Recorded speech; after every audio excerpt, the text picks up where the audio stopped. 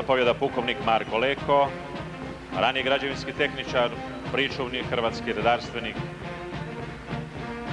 Posle školovanja prve generacije časnika u vojnom učilištu, brani Zadarsko zaleđe. Ustrojava desantne postrojbe, u akciji Bljesak izvršava svoju zadaću, ne izgubivši ni jednog čovjeka. 7 gardijskih brigada čine jezgru profesionalnog dijela Hrvatske vojske.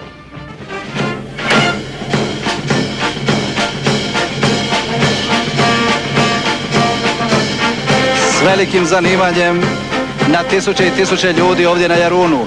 Vjerujem i vi, poštovani gledatelji, uz vaše ekrane gledate početak mimohoda pobjedničkog bedama Hrvatske vojske, Hrvatskih oružanih snaga koje predvodi general bojnik Marijan Mareković.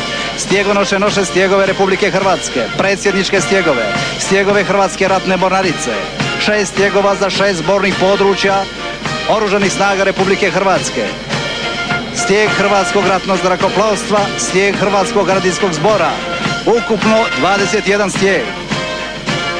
Na čelu povijesnog postroja, poštovani gledatelji, je invalid Domovinskog rata sa zastavom HVIDRA-e. Slijede invalidi